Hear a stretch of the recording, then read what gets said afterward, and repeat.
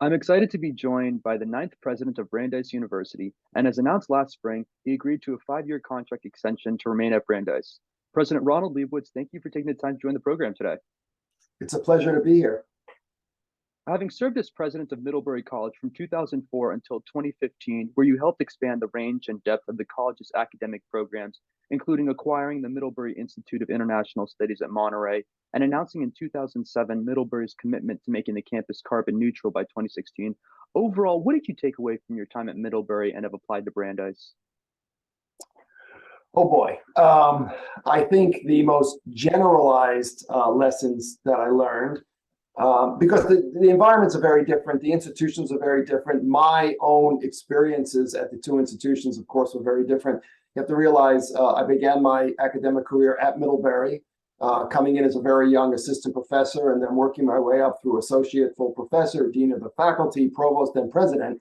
I knew the institution very well. In fact, the joke was I hired almost half the faculty or more by the time I became president. So I knew these folks. So I had a very deep understanding of the institution. I knew the alumni. I knew the culture. So that made me manage or administer or engage people in one way. At Brandeis, it was totally a clean slate. In other words, I knew about Brandeis from being in higher education.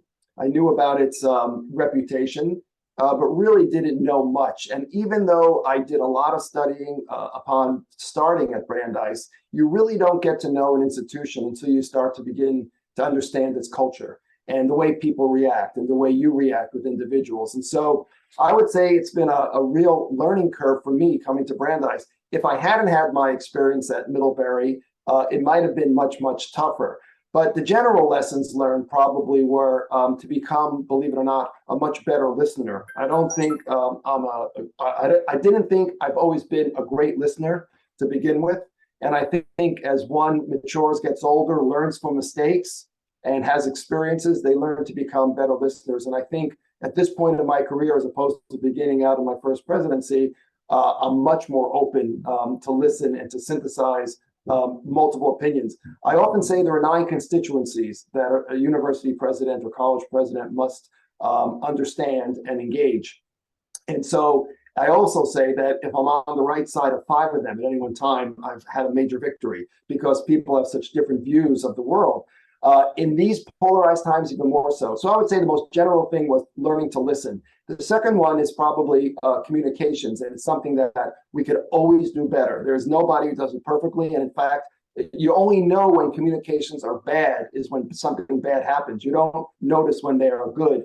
And I think we could do a much better job. I could do a much better job communicating issues when they come up. Something that is huge to some individuals is nothing to a president. And one has to sort of remember that you have these 9 constituencies and think through how are they looking at this and how are they viewing this and how do we need to communicate on it. So those are the 2 things I would say were the most generalized. When you get down to specifics, of course, learning how to budget, learning, IRS rules, learning accounting rules, learning all these principles and so forth, those are important too. But I think learning to be a good listener and learning how to communicate better than you already do were 2 important lessons.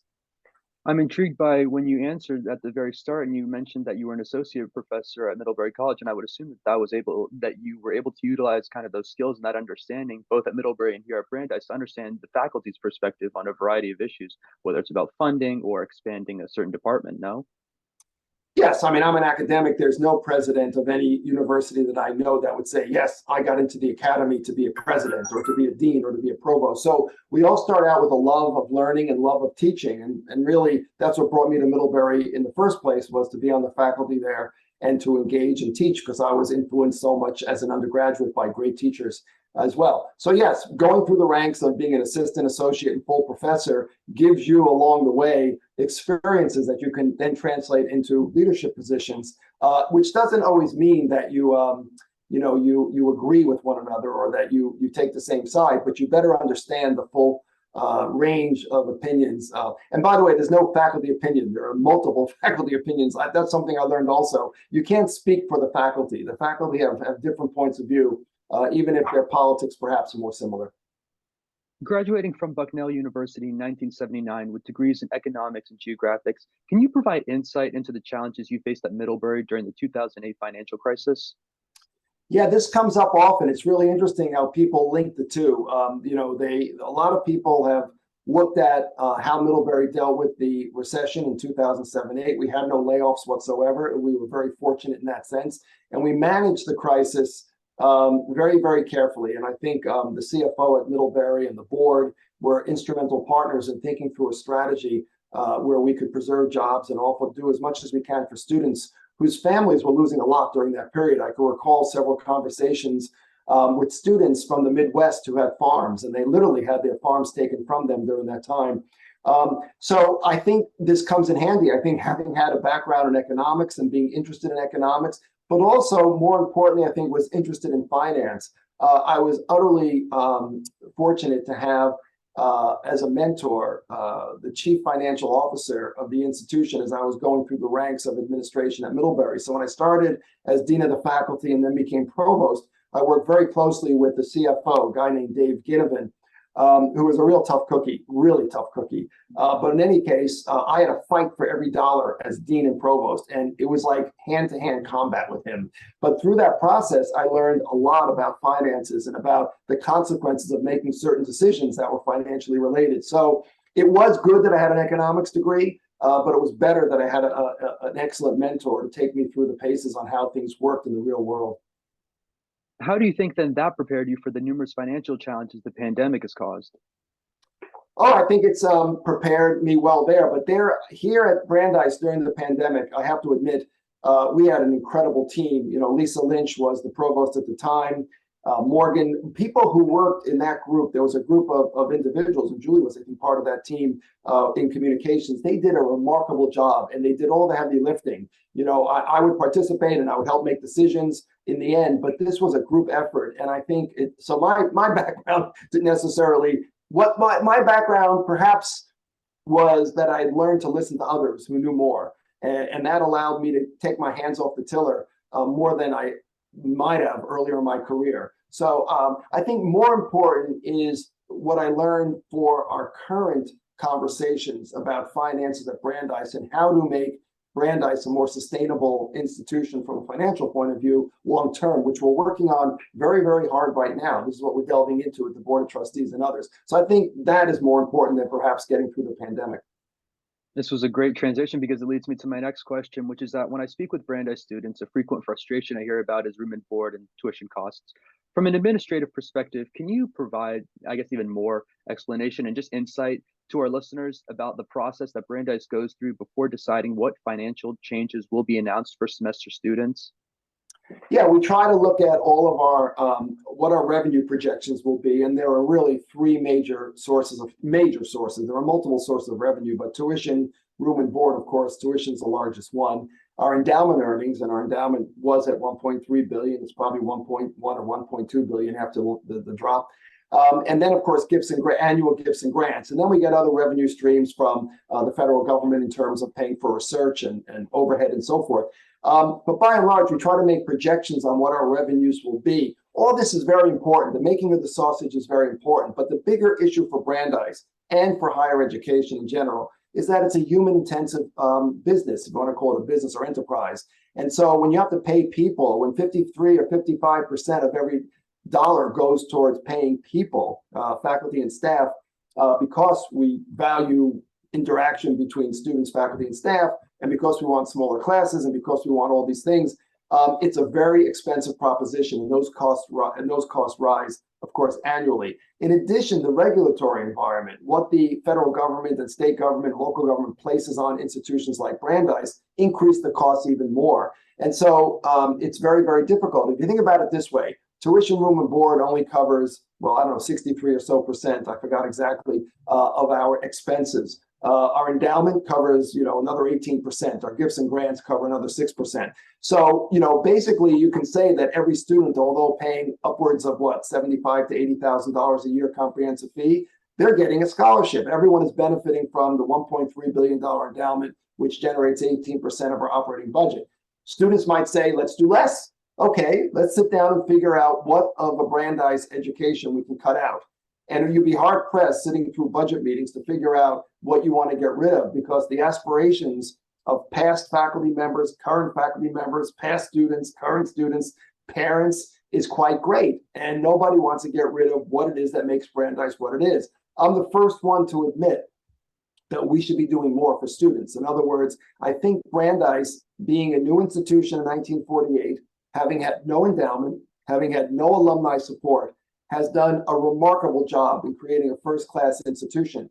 And it did that over the years by focusing its investments largely on academics. It really cared about the academics, and that is the strength of our institution. I don't think we have the nicest dining halls. I don't think we have the best athletic facilities. I don't think we have the best social life. I say that with some trepidation. I think we recognize that the institution has focused on academics, and it's caught up to us. I think we're now recognizing that we have to step back and ask, how do we invest more in student life? How do we make the co-curricular program as strong without weakening the academic program? Because that is our calling card, and that's what makes Brandeis great. So I think it's the human aspect that makes things expensive. It's the regulatory environment, and it's also the aspirations of the institution to probably do too much for what our resource base and our personnel are.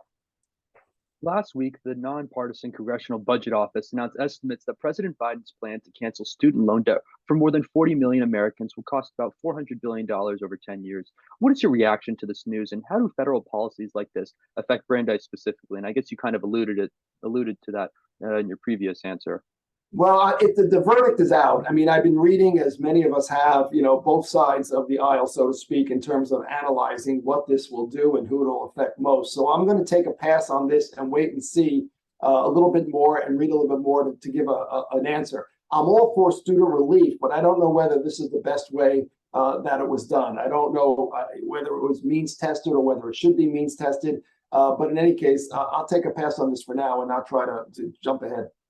And when we talk about finances in general, do the financial challenges that you encounter at Brandeis today or tomorrow, or what you encountered, last year, did you have those same things happen also at Middlebury College? And do similar presidents have those same things happen at other liberal arts institutions? I'm not going to talk about state schools here because I think that's a completely different scale.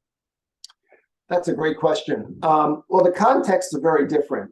I think, again, Middlebury didn't have as a residential liberal arts college, didn't have a Research One AAU research endeavor, which is very expensive. But it also is what gives Brandeis this very unique position in higher education, having both a liberal arts undergraduate, small personalized education, and having this Research One endeavor. So it's a very, very different environment. But in terms of funding, the issues are the same. Great institutions are going to have aspirations that exceed their financial capacity. And so there are always going to have to be times when you make choices. So at Middlebury, it was a better endowed institution. It was a wealthier institution, smaller and less complex in some ways, not having had the Research One science component to it, but having a very good science program nonetheless. So it's a different context, but the goals are the same. How do you bring to the students the best possible educational experience possible? And they're defined in different ways. I think the expectations at a residential liberal arts college are much more on the residential side of things, making sure that students have opportunities there. We can go into what those are. Whereas at Brandeis, it hasn't been focused on all that much, although we would like to bring more attention to that in order to create a more balanced type of educational experience. So in some ways they're the same, but in many ways they differ by the cultural context. This fall, the university has invested in a new on-campus dining vendor with Harvest Table. Efforts are in place to construct and enhance new areas of campus, and the university announced its largest first-year class to date. What does all this say/indicate about where Brandeis is looking to go in the next couple of years? That's a good question. First of all, the size of the class wasn't necessarily planned. In other words, coming out of COVID, every admissions office has had a real challenge trying to guess how many students it needs to admit in order to yield a full class. And so our offices, our admissions office, did their best in estimating, and our yield exceeded our guesses. We didn't know that we were going to yield as many students. So I would say this was not planned. I think we were planning somewhere in the order of 910 to 920 students to come in the fall in order to balance out the slightly reduced classes that came in during COVID. And in fact, we had, as you know, 994 or something to that number. So that wasn't really planned. So it doesn't say much about the future. What we are looking at right now is trying to figure out what is the right size of Brandeis, what is the right scale of Brandeis, given our resources and given our aspirations to be a great institution. We're in the process of thinking through that. It's something that institutions do all the time. Every 5 or 10 years, take a step back and say, is this the right model? Are we doing the right thing? What are our infrastructural requirements? Are our students comfortable? Are there enough spaces on campus? Are the classes too crowded? All those questions are coming up, and it's the right time for us to ask about this coming out of the pandemic. Are there plans for future renovations on campus that you can disclose at this moment?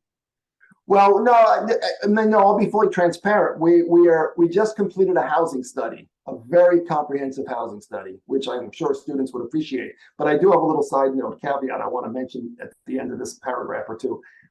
So we did this study to look at all the beds on campus, to assess them and evaluate them, to figure out which residence halls are worthy of renovation and which ones don't have the good bones and really don't deserve to have renovation dollars sunk into them by Brandeis. So we've done that study. The next study is now on the academic buildings or the non-residential buildings to figure out which ones we need to think about for renovation and which ones we frankly don't think deserve the dollars for renovation there as well. So when we complete those, we'll have a better sense of what's coming. What we have been looking at though, and for a while, for the last 2 or 3 years, we've been talking about Science 2A, which is the major priority for our buildings. So that's going on. We've been planning that. We just hired an architect for that. The Board of Trustees approved a $150 million bond in the spring for us to go ahead and plan that building. And the next building we were looking at is in student residential life. And some of the early conversations had to do with a new dining hall and or residence hall where Kutz Hall now sits. That's been discussed openly over the course of the last 3 years. It's a beautiful central spot on campus. It could be a nice anchor for North Quad and for East Quad.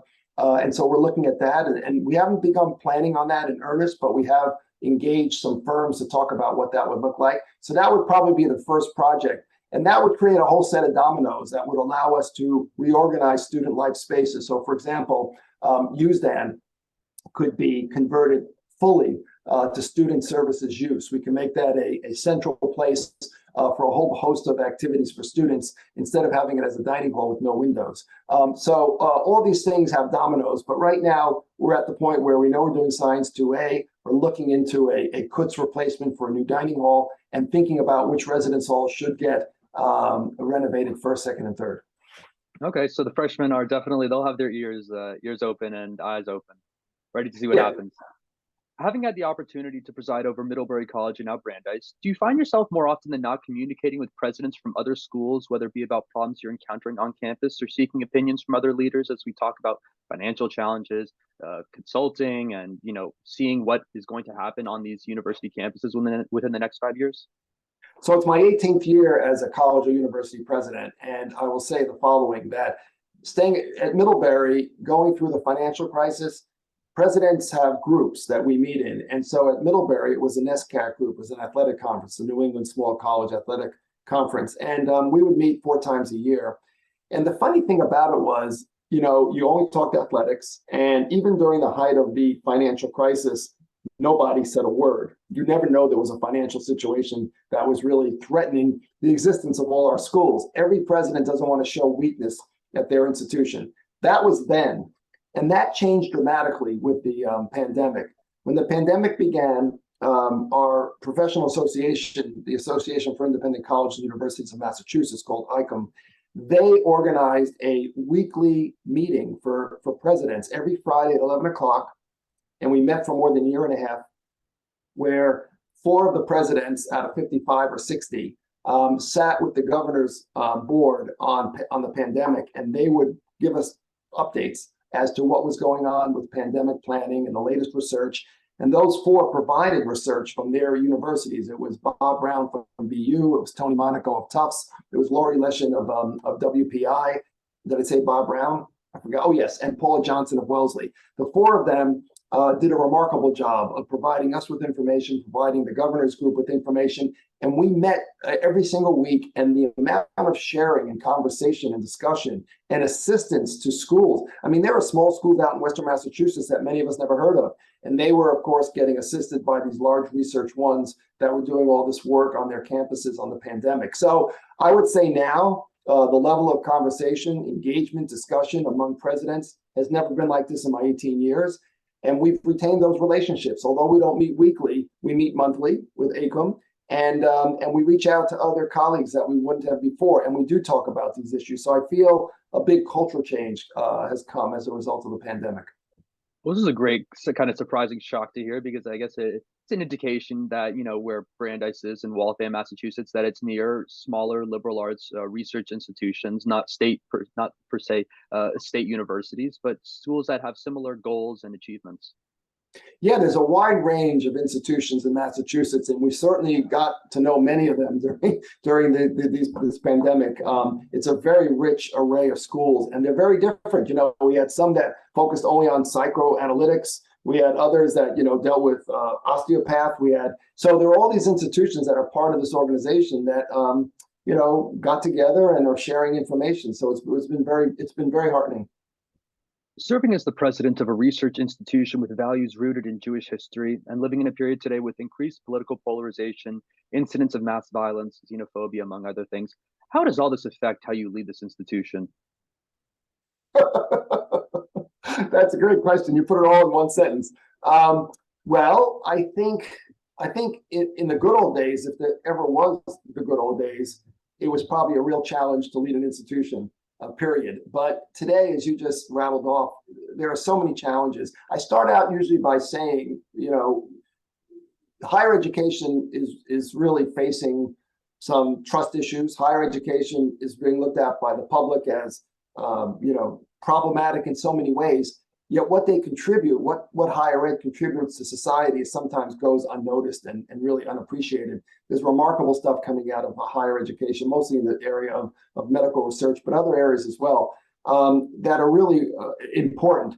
However, we are a microcosm of society in many ways. In other words, to think that we could be a bubble, a campus that is free of all the issues that you just rattled off in terms of polarization and so forth, would be silly and naive. So that's the challenge. The challenge is to try to retain focus on what our mission is, which is the pursuit of knowledge, dissemination of information, sharing of information, and making the world a better place.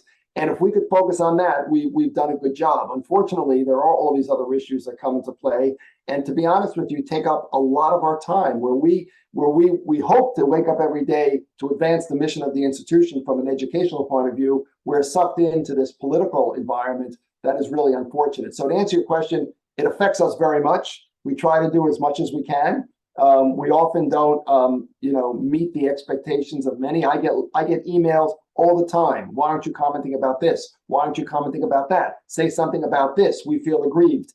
And if you think about it, you know, it's very, very difficult to respond to all these things, but it's the world in which we live. So we take each day as it goes by and each issue as they come up, and we try to do our best. Last May, you joined Ukrainian President Zelensky for a conversation with other presidents from American universities to understand how American universities can work with Ukraine to help rebuild the decimated education sector. What did you take away from that conversation?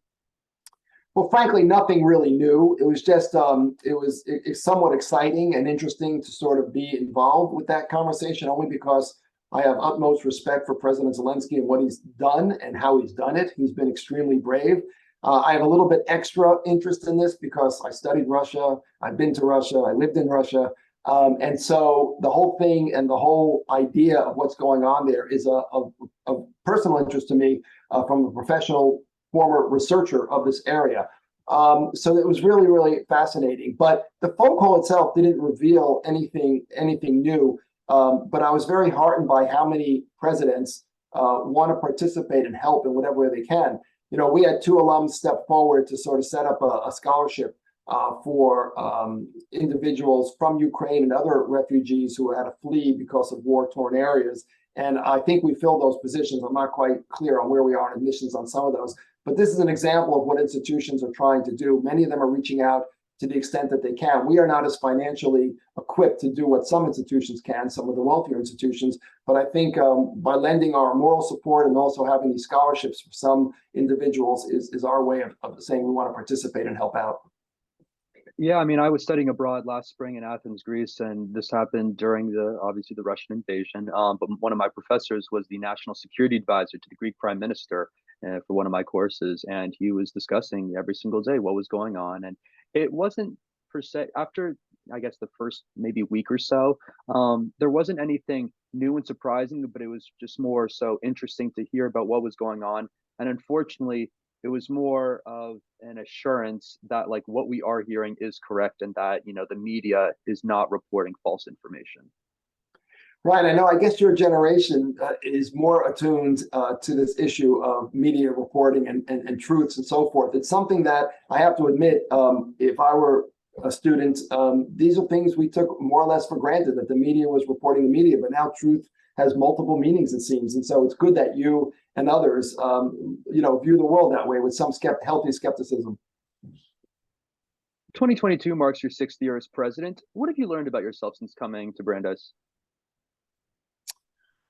Boy, what have I learned about myself? Have I taken time to even think about that? I think I should, especially in this moment of reflection right now with Yom Kippur, starting this evening. I don't know if I've learned all that much new. I guess I've learned that even in my later years now, I've got to stretch. In other words, you've got to learn every day. And of course, that's something you tell yourself anyway. But when you're in an environment where, in fact, you do have to stretch to learn new things, new environments, new approaches. And that's one of the things that I think I do pride myself on. I'm interested in learning new ways all the time, and I'm open to that. And that comes, I think, with experience and maturity. And I think I've learned a lot just, from being older and being more experienced. I mean, I don't know if it's Brandeis that has brought that out, but Brandeis has presented challenges that I hadn't had before professionally. And I really love those challenges. I'm very much determined to sort of make this place financially stable, to make it the best that it possibly could be. It's something that I think about every day. Fair to say that balance is key and that being able to dip your toes into different pools has made you a better president? Yes, for sure. I think that's something that we strive for. And I wish there was more time in a day to even spread some further pools, dip the toes in more pools. I feel sometimes somewhat time limited, time short because of the agenda that we've set and the things that need to be done in this particular role. But yes, I think you're right. Obviously, college is always a place for growth, both in good and bad ways. Is there a favorite college experience from your time as an undergraduate at Bucknell that you can share with listeners? I think one of the most important things for me was this opportunity that I got. I'll say the good first, and then I can talk about the not so good. No, I think the most important thing was the opportunity to accompany a professor of mine, my advisor, who won a research grant and was able to select 4 students to take with him on a research trip of 9 weeks throughout Eastern Europe and the former Soviet Union. And we camped through the whole trip, except for our residency in Helsinki, Finland, where we lived at the university for 4 weeks. But aside from that, we went to Poland, we went to Germany, both East and West Germany at the time, went to Czechoslovakia at the time, we went to Romania, we went to Hungary, we went to Ukraine, it was then, not just Ukraine, and to Russia. And I think, even though I like to pride myself on having been somewhat well-read and having been steeped in history and hearing stories from my grandfather about the old country, going and seeing and engaging the differences that I saw on that trip, and also studying the ethnic minorities. That was the sole purpose of the trip, to look at the ethnic minorities, some of whom I never heard of, with this faculty member. I think really did put me on a path to stay as an academic, to get my PhD and to become a faculty member. I think it changed my outlook. I think there's something wonderful about not necessarily being only in the United States, but seeing the world as much as possible. And that really led to a whole bunch of travel. So that was an important event. That happened between my sophomore and junior year, or my junior and senior year. I forgot which one was 78, my junior and senior year. Yeah. And I guess from the other perspective, what I learned probably was, I don't know if I have any negative examples or less than good examples that I could draw from my time at Bucknell. It was a wonderful experience, and I really, I can't think of anything negative. Fantastic to hear. Maybe drinking once, I guess maybe drinking once too much. I think everybody learns their lesson, and I think as a freshman, I might have overdone it once, and that taught me a lot. Great stories. President Liebowitz, thank you again for taking the time to join the program today and providing a rare perspective. It's my pleasure. Thanks a lot.